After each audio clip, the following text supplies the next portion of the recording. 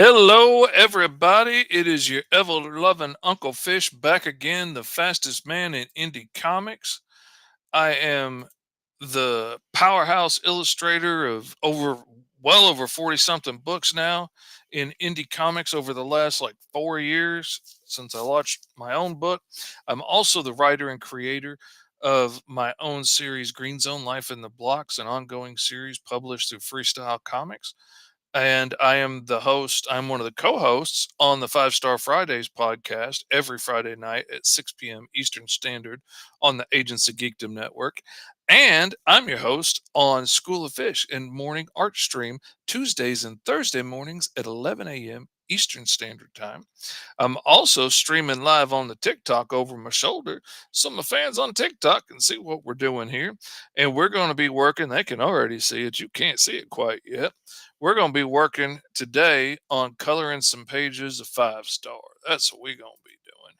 We're going to be coloring Five Star like a man. That's what we said.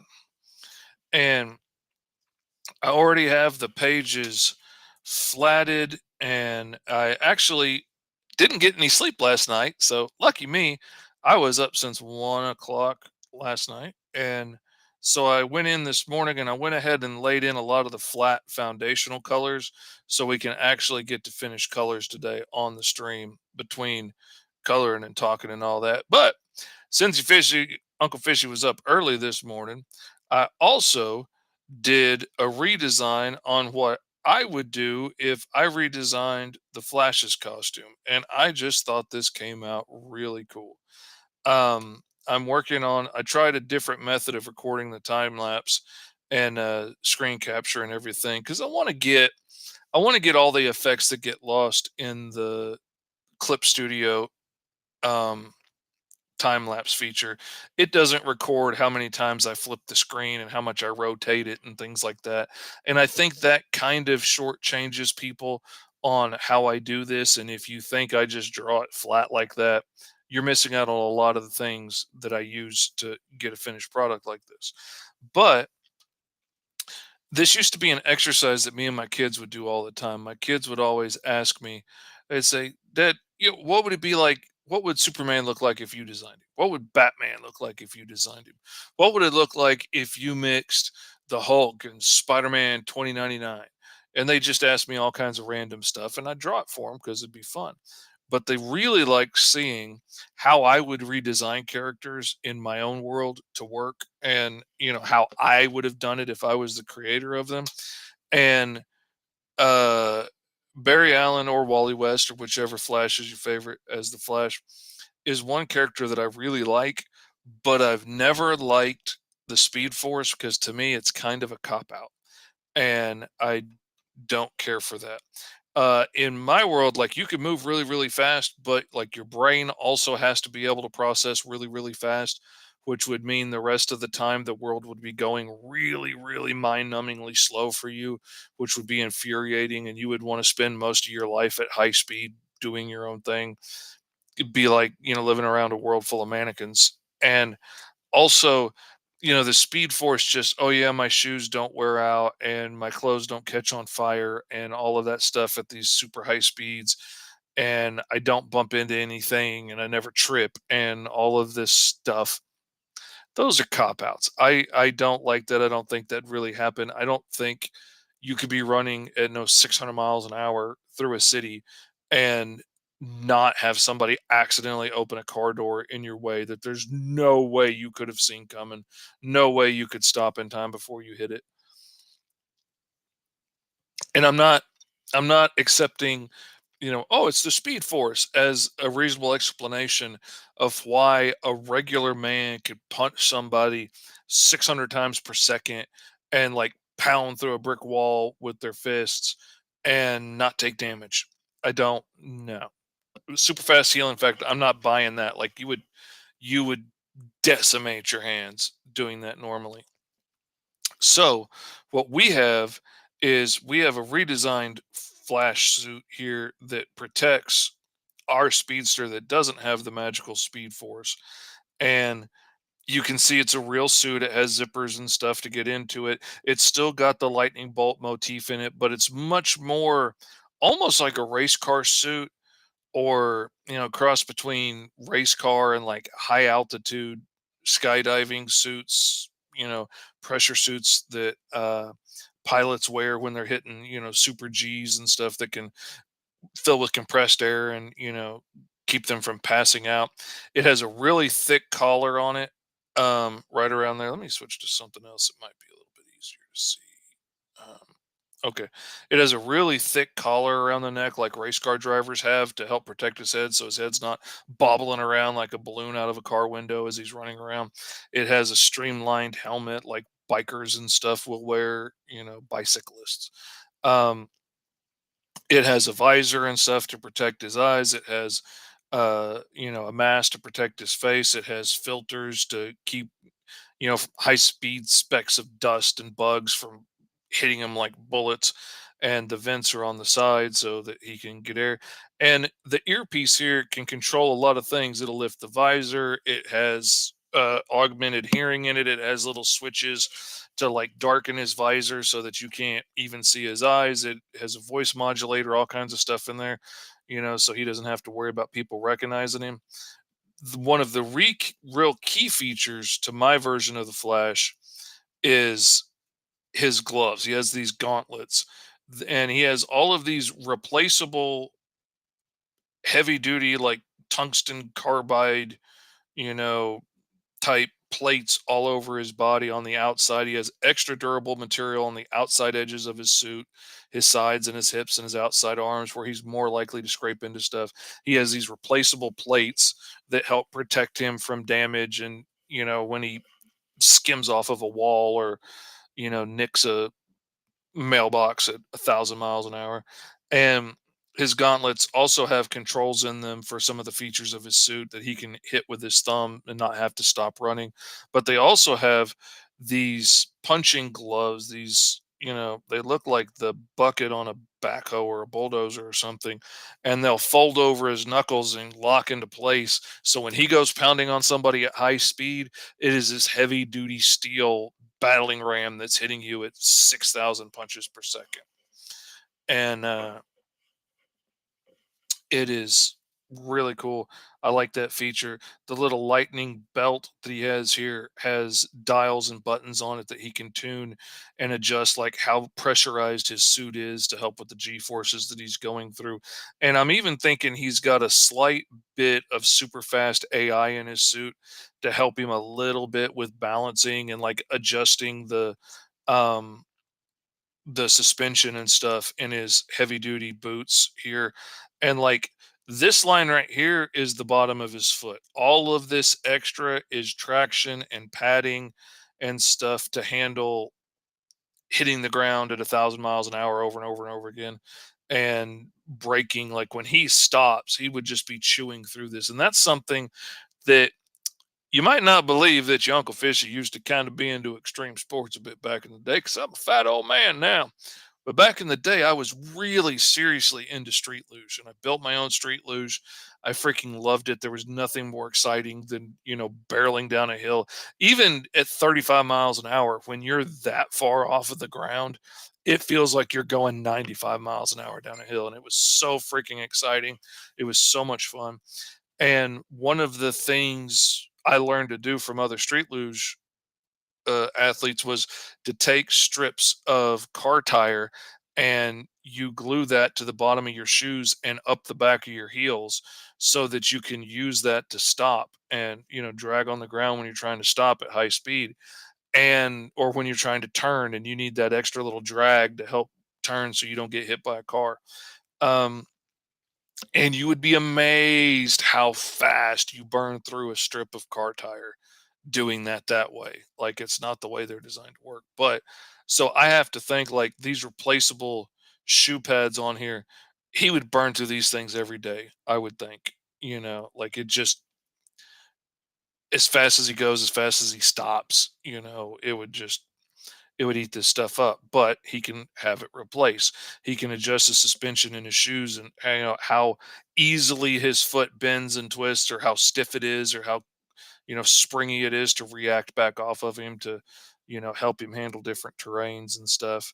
And, so anyway, that is my look at how I would redesign the Flash super suit. Let's see if we got any comments over here on the old TikTok. Oh, we got a couple of people watching. I'm not bringing anybody on to go live with me. No offense, but I'm doing an art stream here. I can't look over my shoulder and engage with you too. All right, so that's for fun. I'm working on the time lapse of that right now to get that tidied up and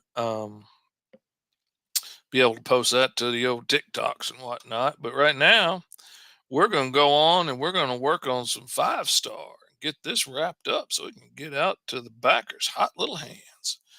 And oh man, got an itch on my back. Ain't that always the way? Um, Now I'm gonna go ahead and turn off this layer and you can see the flats. A lot of the colors she gets really close. A lot of the colors, like in Marcelo here, are pretty close. The colors on 5 star are usually really close, except for the red in his suit for some reason. She always does that bright red instead of the red I use. And because I sent her references for the room, she got pretty close on that. So the next layer is basically just getting all those colors to where I want them to be. And I noticed one thing here.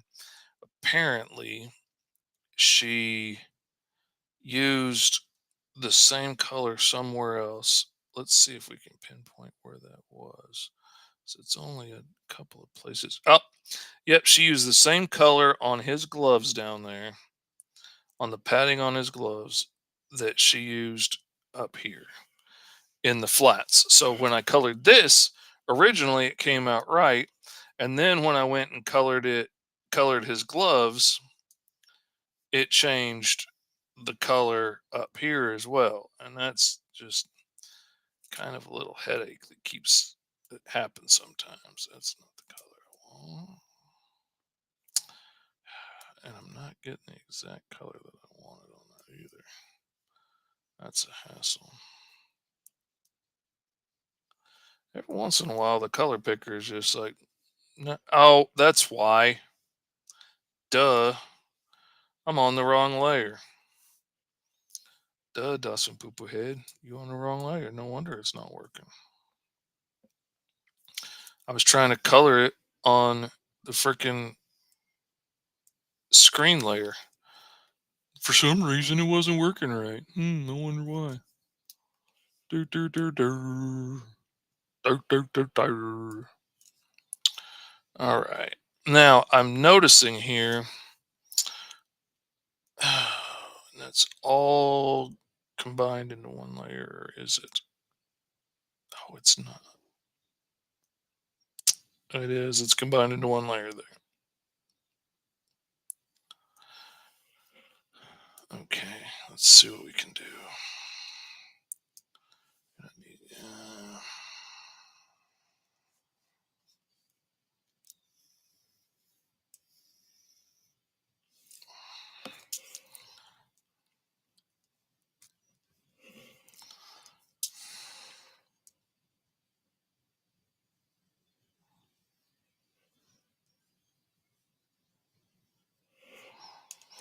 Trying to clean up some of this where these patterns got out of their positions just a little bit. Something along the way got knocked out of. And when you have this many layers, that's one of the problems. Things like that happen. And God, it bugs me. It bugs me when you can't really nail it down where your problem is. But, that's the way it is. All right. Now we're going to go to the highlight layer and we're going to do my regular current fast highlights and shadows, not cheaping out on anything, but it's just this is the way that I've started doing my highlights and shadows for quick things that aren't, like crazy heavy detailed shots, um or crazy super heavy chrome or all of that stuff.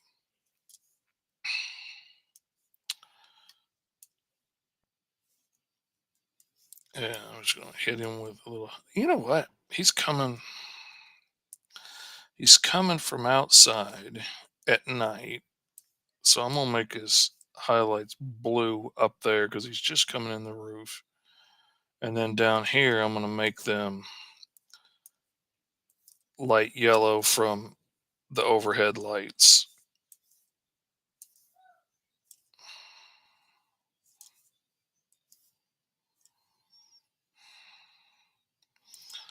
All right. All right, so now he's all selected everywhere. He's got a big basic highlight on him. And now I'm going to go in and deselect all the sections where I want the highlights to stay. This is all the places I want highlights. I'm deselecting now so they will stay, and then I can go back and everything else will be selected but those highlights, and I can just go in and delete those, and then I'll have a mask left over for my shadows and stuff. So I'm killing two birds at one stone here.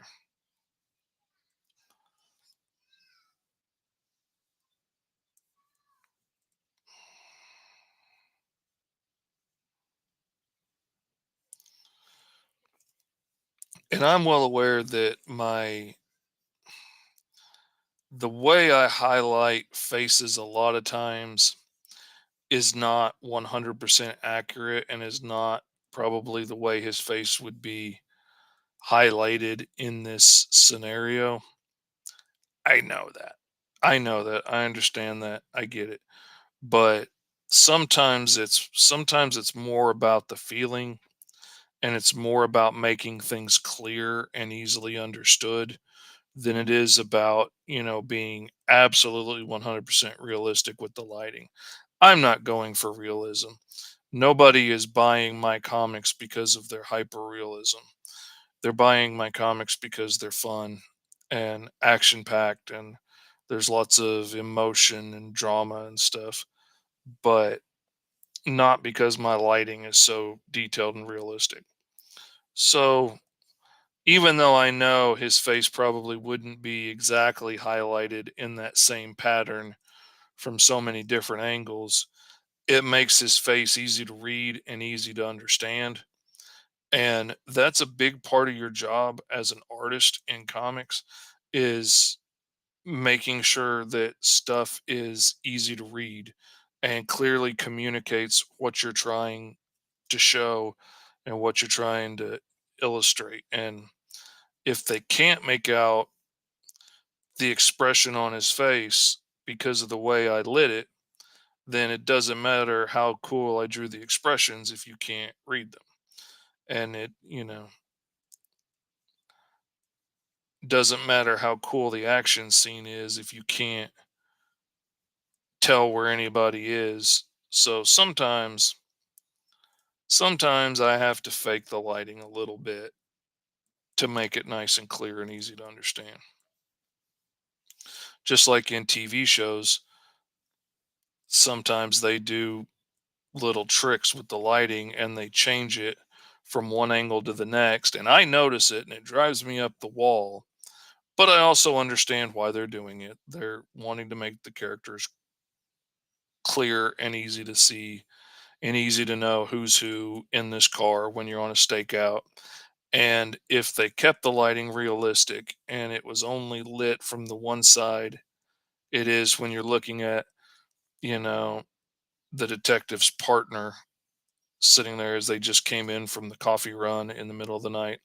And then you cut to the camera being behind the main detective, they would be all in shadow and you wouldn't be able to see them if we kept the lighting the same, and it wouldn't be clear. It'd be a dark, muddy mess, and you don't want that.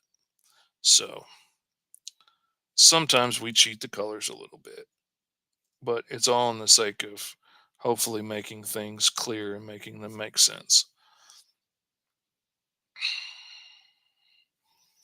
Okay. This time again, a lot of times in this book, we've had very dramatic lighting where they're being lit from the other side and this side is in shadows. And we're going to do that again here, even though this is a pretty well lit room, but Five Stars getting fussed at here in this scene. He saved the day and he saved lives, but he didn't do it the way the bosses wanted him to. And so now he's in trouble for not following the rules correctly. And it's pain. Oh, we got a first comment on the Agents of Geekdom Network on the YouTubes and Facebooks and Twitches and Twitters. And it's from Little Sarah White saying, "Good morning, Fish. I'm late to the party today, but luckily it looks like I didn't miss the Tower of Grayskull." Yeah, I'm I'm not even doing the Tower of Grayskull today, so you didn't miss it today. I'm working on pages from Five Star because we got to get old Five Star finished so we can get it out to the hands of the backers. Sarah knows what it's like when you got books that got to get into the hands of the backers because Sarah works at Unlikely Heroes Studios and they put out some of my favorite funny books. I'm a huge fan of what they're putting down up there. And so she knows all about having to get books out. And that's what I'm having to do right now. I got to finish up Five Star so it can get out so that they can place the order for Green Zone, which is already finished, and get that out to all the backers and get this out to all the backers. And then I can go on to the next book and go on to doing more issues of Green Zone and whatnot, and whichever, which ways.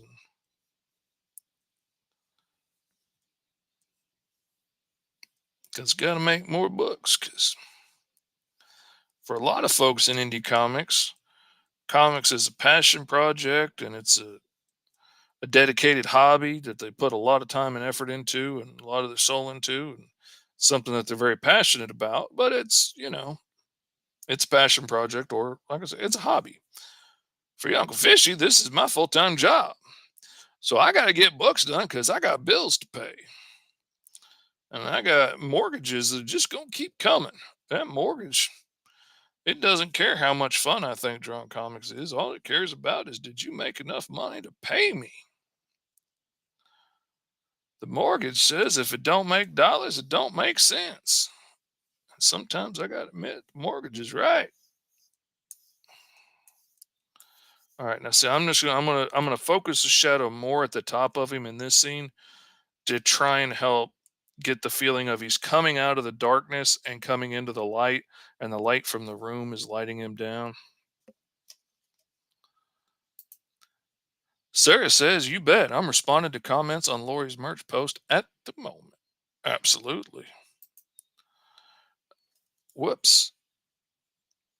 I undid that selection, which undid all of my selections.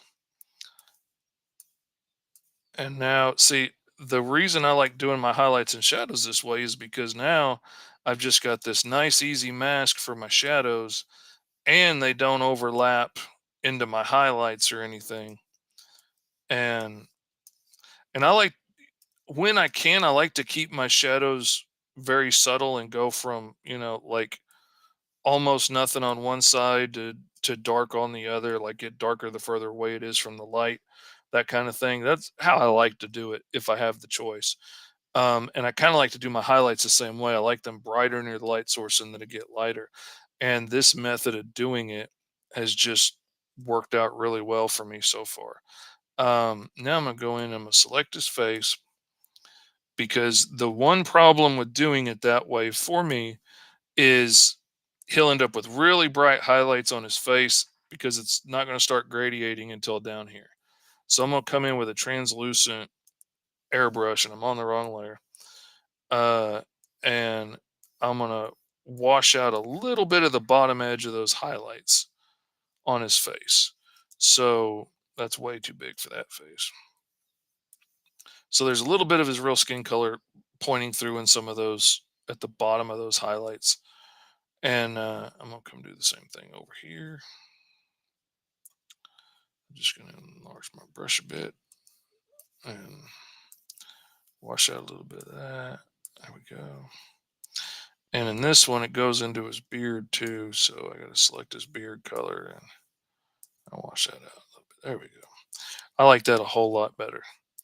Um, and I really don't want his face on the screen to have those highlights and stuff. I'm going to let it just be flat because I'm just going to put a color effect over the whole thing. And I don't want his face on the screen to be drawing all the attention away. I want the people in the room to be drawing the attention. So I'm going to leave that flat in this version. Um, okay, now he's colored. Now I got to select Marcelo. Now I could select him here where I can only get at a few colors on him, or I could come down here where I can get at all the colors on his body, and I'm gonna do that because I'm a smart fishy, and I'm gonna just tap around and I'm gonna select all the parts of his little outfit and get him all selected up until he's all there. We go. There we go. We got the whole boy now. Good little commander of the superheroes in the funny books. And then I'm going to go back to the highlights and I'm back on my screen layer again. And I'm going to get me a large brush and I'm just going to tap across him and, get a little bit of highlights on him. Okay, this time I'm going to put a little highlight here for the lights. And I might end up doing a bit of a backlight from the screen, maybe. We'll see. And now we're going to go back into Fish's patented super duper easy highlights and shadows because Fishy's all about finding the tools that make it easy. And I'm going to go back and I'm going to cut out selections like I'm cutting out, an old fashioned mask for an airbrush. I'm going to cut out everywhere I want those highlights to stay. And I'm leaving the whole thing selected so that I'll have his whole body masked off when I go to do shadows. But for right now, I'm cutting out everywhere I want the highlights to stay, like the top of his ears, that fold in his ear there. I want to get, his eyebrow ridge in there. I want to get this, and I leave a little gap there so it'll catch a little bit of shadow and get a little bit there on his. And to help accentuate his wrinkles, I bring that down a little bit further for that highlight for his cheek. And we're going to catch the front of his broken nose here because he's faced off against his share of supers over the years. Get a little bit of the mustache, a little bit of the upper lip, even though in reality, that upper lip would probably be, that lower lip would be covered by the shadow of his mustache and stuff on his other lip. But this is about making it clear and easy to read. This isn't about realism. We're not pulling a Katie over here trying to make photorealistic pictures of the elks and the deers and the owls and the whatnots and the who does it's. We're trying to make nice, clear images of a man who does not exist, who bosses superheroes around and faces them down when they get mad and tells them, nah, you gonna hush that mess up right now. You don't come in my house acting like that. And the superheroes back down. Because I think Marcelo must be bad enough to back that up. And I think he is.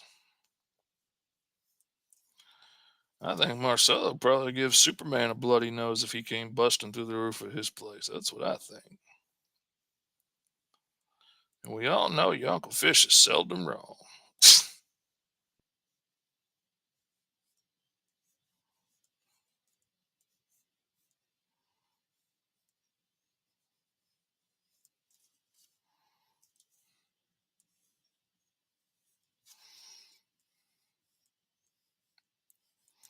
Sarah's hard at work getting all kinds of cool swag together for UHS Studios' newest Kickstarter that just launched.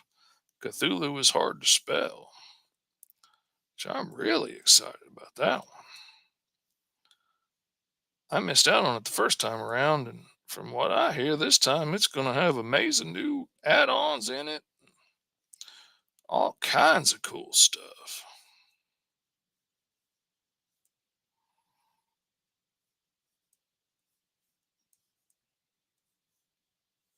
I'm all about adding new stuff in if you're going to relaunch something again, if you're going to release something. Let's make this one special for the fans.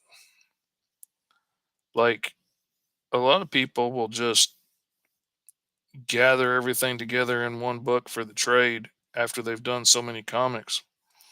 But I've already got planned out for Green Zone, like when I get to the trades in a few months. It's not going to be long before I get to my first trade. Um, I've already got probably 10 pages of extra story I'm going to stick in that helps fill some of the gaps and adds in some of the stuff that I wanted to put in. But when you're limited to a page count to make the comic work, and make it the same as all the other books that the publisher puts out, and make it an easy sell, you don't have to make a special price for this one because it's twice as thick, all that. I'm gonna add in some of the stuff that I had to cut out and add in some little side stories and some background information about people. And you're definitely going to have something to get, a reason to check it out if you're a fan of Green Zone. It's not going to just be the same book repackaged. There's going to be lots of neat extra stuff in there.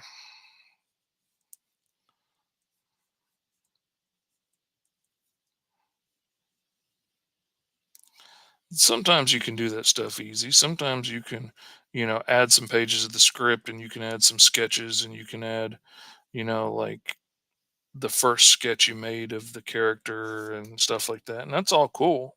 I'm down with that. But yeah, Uncle Fish is a storyteller. Just wouldn't be my book if I didn't add some story to it. That's what Sarah told me. And I take everything Sarah says as gospel.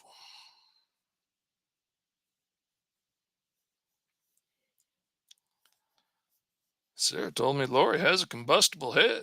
And I believe her. I quit smoking around Lori's head just for that reason. Because I believe everything Sarah says. She wouldn't lie to me. Not Sarah. Katie, lie like a dog. Not Sarah.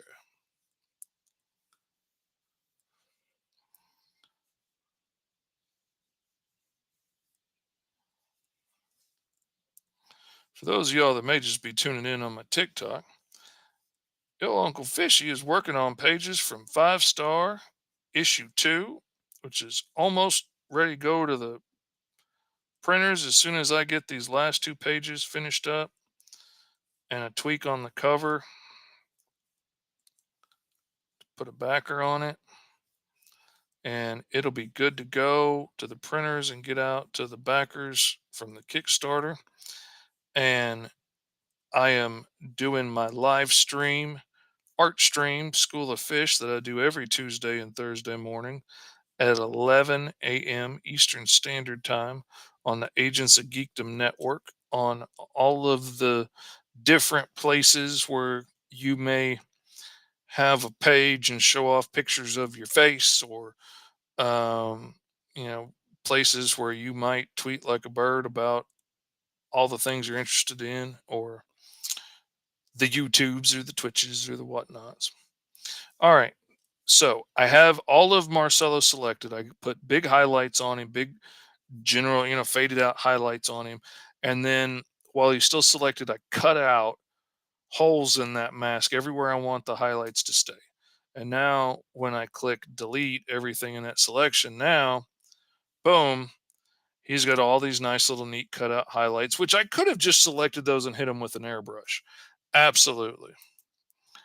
See, Sarah knows. Sarah is very wise. That's what Sarah's heard on the street too. Uh, Sarah's got her ear to the street. I thought it was stitched to the street, but no, it's just to the street. She was just listening all the time. Got to know what the kids are up to. Got to know what jargon the kids are using these days. She's got to stay jiggy with it, as it were. And that's one thing when I think of Sarah, I think of jiggy with it. Yeah, that's what I think. But now that I use that and I cut all those little holes in my selection, now I can easily come in and that's the selection for my shadows now. And oh dang, I didn't do his head right, but that's okay. He's walking out of the room. That's going to be okay.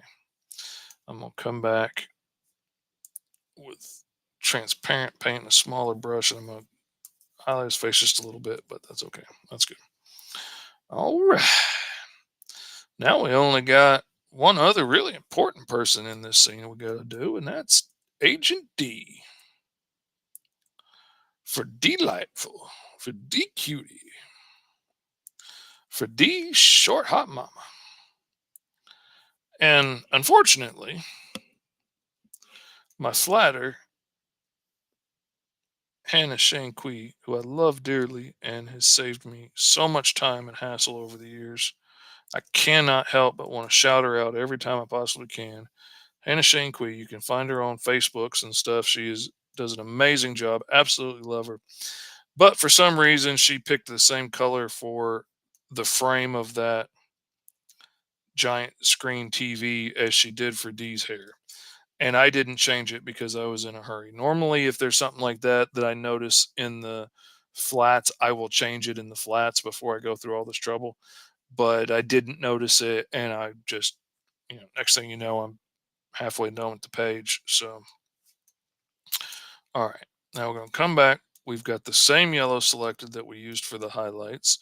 We're going to come back at the same angle. Whoops, I'm on the wrong layer. I'm on a multiply layer. You can't put your highlights on a multiply layer, silly fishy.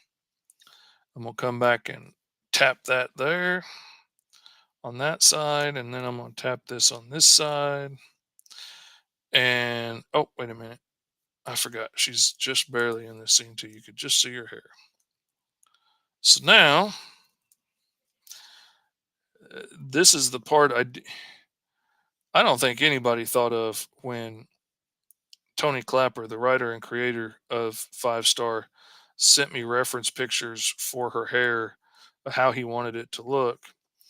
And, and this is straight taken off of an actress's hairstyle for some award show. I know the actress, I can't think of her name at the moment. But anyway, she had this big poofy hairstyle. And so this is the shorthand for that we came up with that, reads like her hairstyle. And it was big and over the top and grandiose and, really just bam, look at my beautiful natural hair. Um, which was great. And I love it. I don't think any of us thought how tedious and time consuming it was going to be to try and highlight and shadow this to make it fit in with the look of everything else. I know I didn't think that through at the time, but then my artwork has also changed a lot over the 3 years since I started working on Five Star. So, the way I do things now is different than the way I did things back then when I was just getting started. And what is now Five Stars issue 3, and it was issue 3 then, but we went back once he signed with Freestyle Comics and have redone issues 1 and this is issue 2 and this is a whole new book. If you supported him before at Short Fuse Media when he was there or something, this is not the same book. This is not that. So you don't have to worry about getting a book that you already got if you backed it.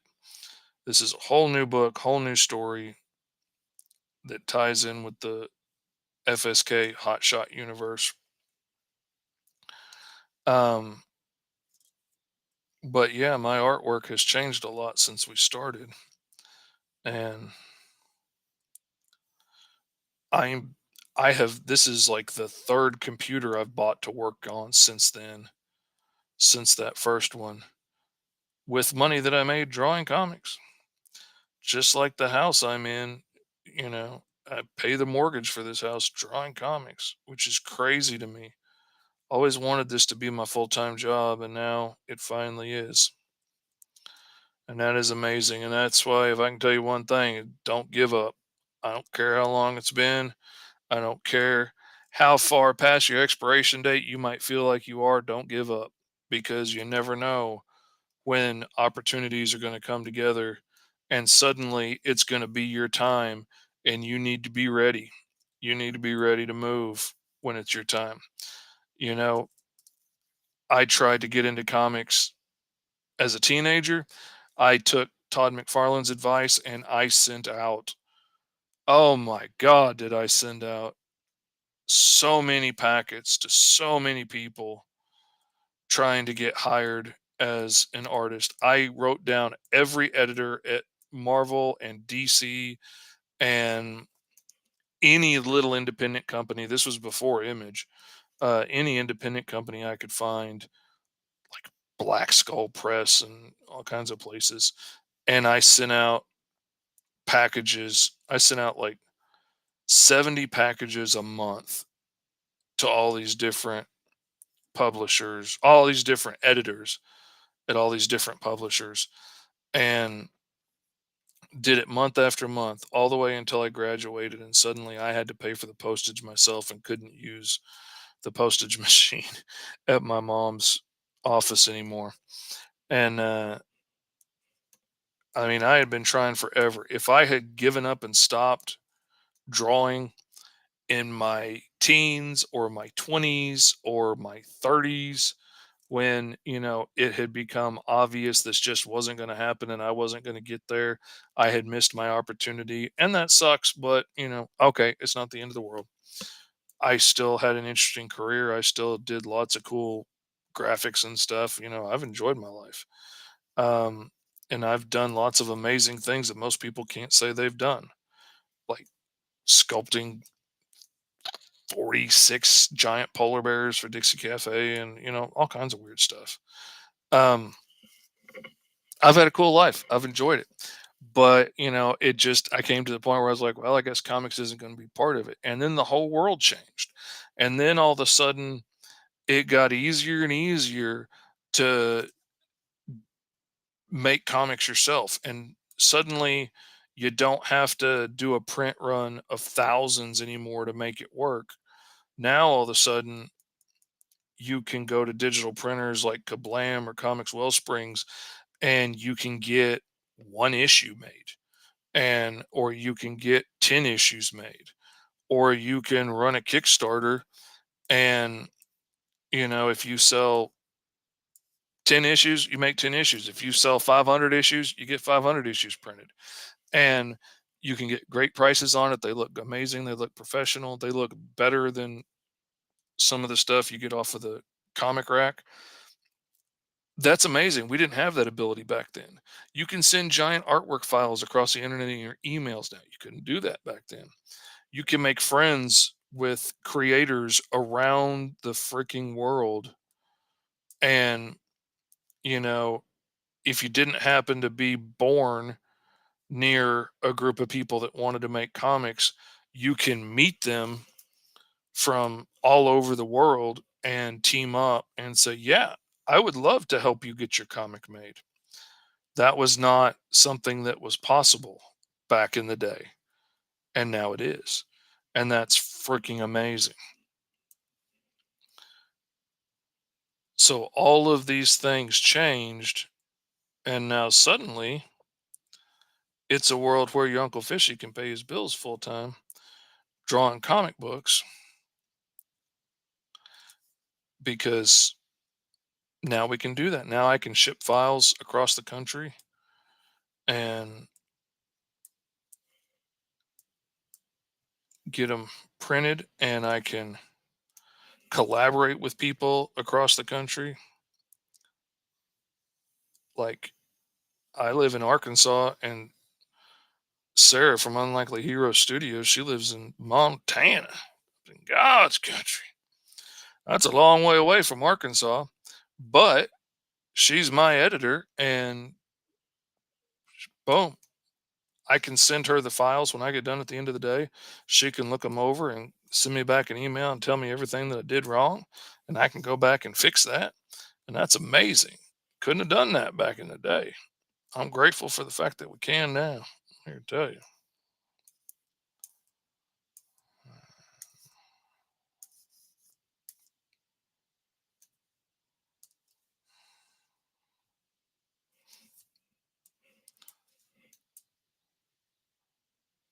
But the world changed, everything came together, and now all of a sudden it's easy for me to do my dream job that I always wanted to do. That's the wrong tool. That's not the tool I wanted. That's the tool I wanted. I want to throw a little texture in there with it in my backgrounds. So all I'm saying is don't give up. Maybe your time ain't right now for what you wanted. Maybe you're not ready. Maybe technology isn't ready. Maybe the world's not ready. Maybe God's got some stuff He needs to run you through first to hone you to a sharp edge so you are ready when the time comes.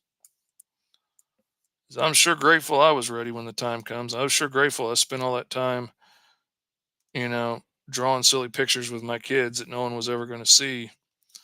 Because now, like, that's a big part of what I do on this stream now is just make up stuff on the spot like I used to do with my kids all the time. I've been training for this for years.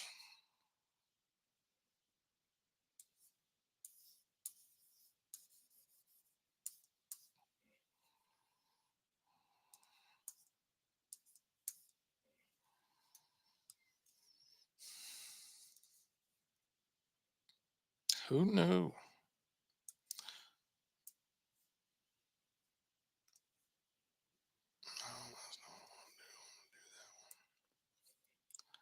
And then we're going to come in with the texture brush and the yellow, and we're going to go on the screen layer, and we're just going to hit the bottom edge.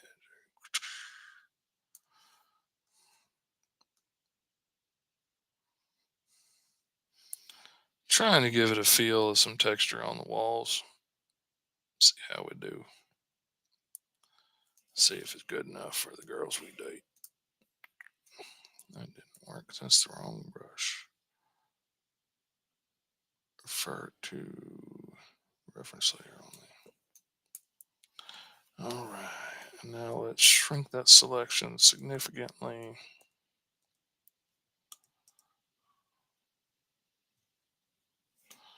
And then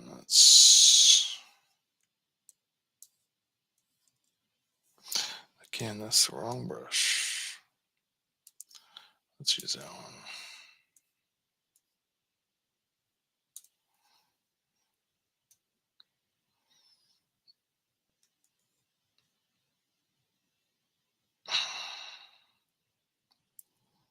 All right. Now we're gonna refer to all layers, and I'm gonna shrink the selection area on my thing so it gives me a little edge. So I like the way it cuts out around all the little details that I draw in. And then we're going to come back and we're going to deselect a little more over here so we get the shadow from the edge of that pillar. And we're going to deselect a little bit more in here where because in my mind, these walls are reinforced poured concrete. And so they've got lots of seams in them where the molds were when they poured the concrete, and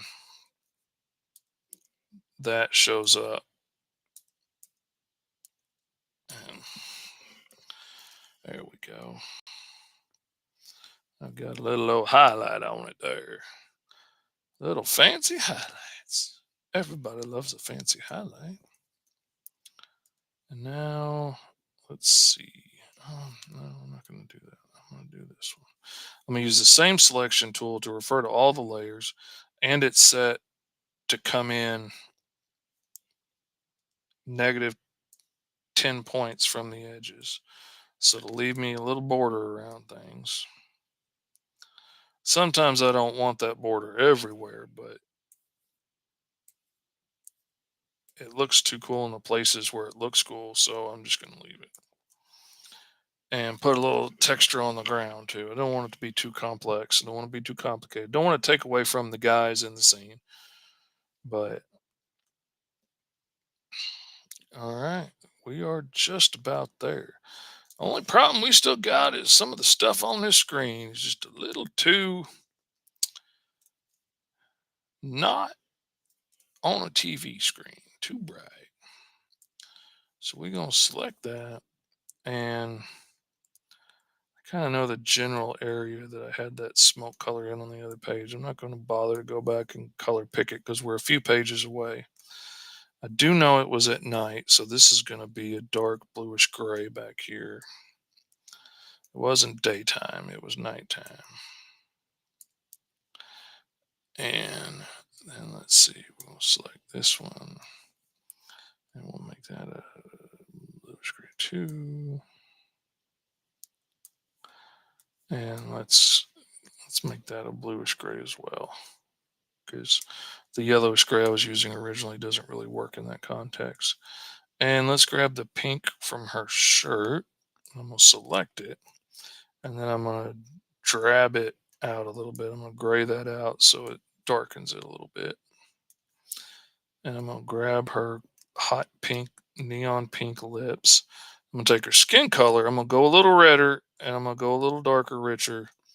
And then I'm going to paint that. And she's got a more human looking lip color now.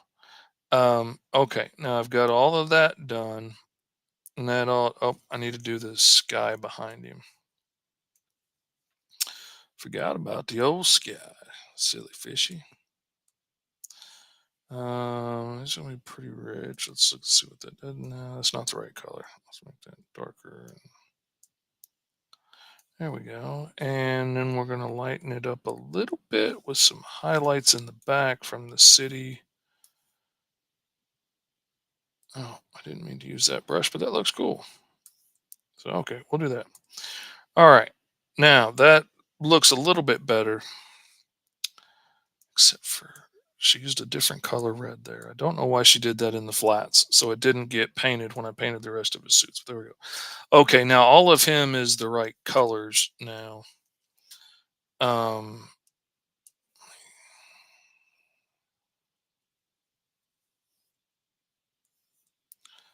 deselect where he was highlighted there. Okay, now, whoops, I touched the screen. All right, now we're gonna go select a reference layer, which is my flats, and I'm gonna pick everything. I can't do his face because if I do the colors on him, then he's gonna get the him all over the screen. Like this one that I want masked out here is going to get selected too, and I don't want that. So I got to be thoughtful about how I do things. Select the hair and the suit and the hand and the doodads and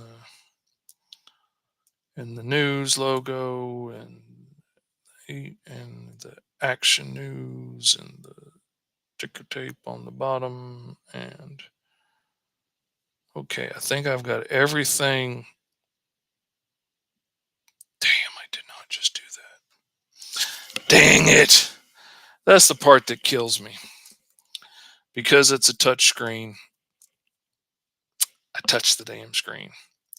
So now I get to do it all over again. You say repetitiveness is what makes making comic books fun. That's the fun part I don't see. I don't get what's fun about having to do the same thing over and over again because you screwed up. But I sure do it a lot, so I'm trying to learn what's fun about it. I guess I'll keep doing it until I figure out why it's supposed to be fun. But so far, I don't get it.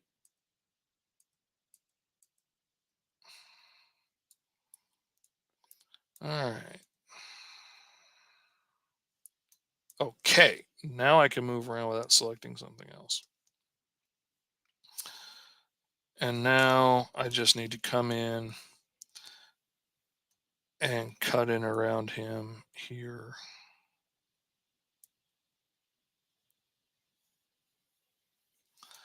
Get those eyes because everybody's eyes are white and I don't want to take everybody's eyes out.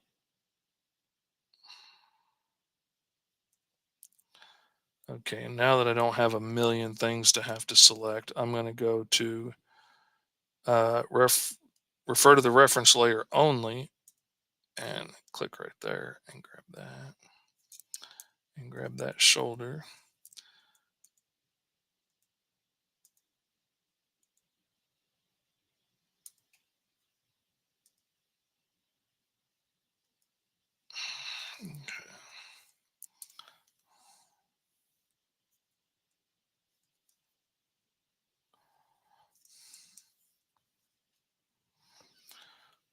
All right, finally.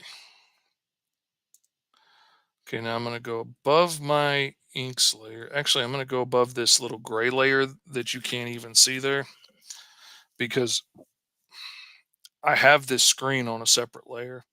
So I'm going to go just above that layer of the screen. I made a new layer. I'm going to paint it, everything in that selection blue. And now I can see all kinds of places that I missed. So I can go and add to my selection.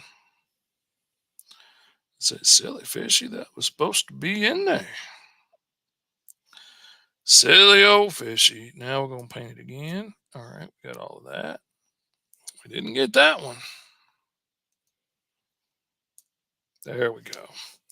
And now we're going to turn that to color, turn it down. I don't like that. So let's see what screen does. Screen's not bad. I don't want it just like blown out, but I definitely want it to look like it's on a screen behind them and kind of make it fade back a little bit. That's what I'm going for. So I think that's pretty good. That kind of dulls it down a little bit, and you see him getting in trouble and fussed at for the way he handled the situation and stopping to take selfies and stuff. This is his first time out there in the world with, cameras all over him and civilians around and stuff and a big emergency situation. He saw trouble, he jumped in and acted, and it wasn't necessarily the way the bosses wanted him to handle it. And they dang sure didn't want him talking to the media, making statements for them. But he did because, he's new at this and he's fresh on town. He's going to make mistakes as he figures out how to be a superhero. That's the way we do. I know Sarah made mistakes when she first started her career as a superhero. Let's see. We're going to save that page. And we are going to export it as a JPEG. And we're going to put it into the color proofs file. And we are going to click save. And we're going to make sure we're saving it at 150 resolution because there's no reason to send a 600 DPI file to them just to approve the colors back and forth. It takes forever to load those files. No reason to do that. I can send 150 meg file, 150 DPI file way easier in Messenger to get an immediate approval. Nice and easy cheesy. All right. Well, that is basically how I color a page. Occasionally, I will do other things as well, like because this is like a military type installation. I always think of it with like real heavy, bright lights above your head, lighting everything from the top. So I usually do like a real blown out glow at the top when we're in this building, and really that's what this white ring here around the room, in my mind, that's all like, underneath this acrylic paneling is all lights shining down on them and hiding the holographic projectors and stuff that can turn this into a training room or whatever. Um, so that's the way I think of this room and this building with bright lights. But I don't want to have that blown out in the first panel where he's coming in here. I don't want this blown out in front of all their faces.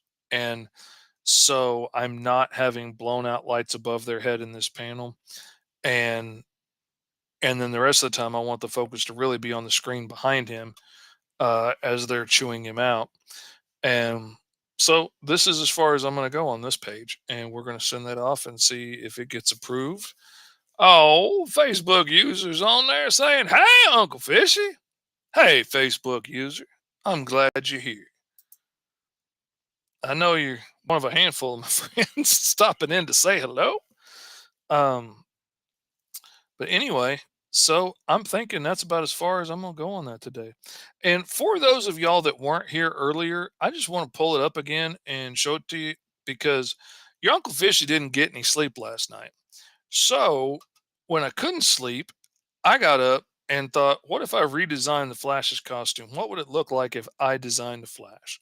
And since more of y'all are here right now to look at this, like my beloved Fee, who's one of my co-hosts on Five Star Fridays, 6 p.m. Eastern Standard Time Fridays on the Agents of Geekdom Network on YouTube, Twitch, Facebook, and Twitter.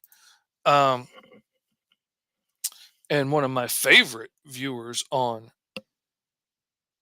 School of Fish and Art Stream at 11 a.m. Eastern Standard Time on Tuesdays and Thursdays on the Agents of Geekdom Network. And streaming live on my TikTok if you happen to catch that.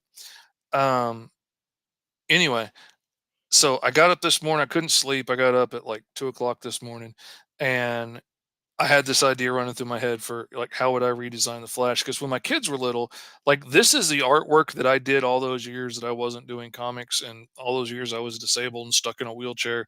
Like the few things that I did draw would be things like this that my kids would beg me to draw. Like, what would Superman look like if you designed him? What would Batman look like? What would the Martian Manhunter look like? What would Wonder Woman look like? She'd have pants. I guarantee you that. Um, and so this is my version of the Flash, and I have always felt I love the Flash. I don't care which version of the Flash it is. I love the Flash, but I've always kind of felt like the Speed Force was a bit of a cop out so that you can get around physics and rules and you don't have to worry about him burning through his shoes or his clothes catching on fire or him turning his hand into red mist because he punched somebody 6,000 times in a second. Like, all of these things that you don't want to have to worry about. So we'll just give him magical speed force that makes that all okay. And how he can see how fast he's going when he's going faster than his brain can process. So in my world, the Flash has the world's worst case of ADD. Everything, his brain is running a million miles an hour. So when he's not running at high speed, it feels like he's in a world of mannequins and it drives him nuts. So when he's alone, he is constantly going at full speed and he's getting 15 days work in while everybody else is sitting around sleeping at night for what feels like a year to him.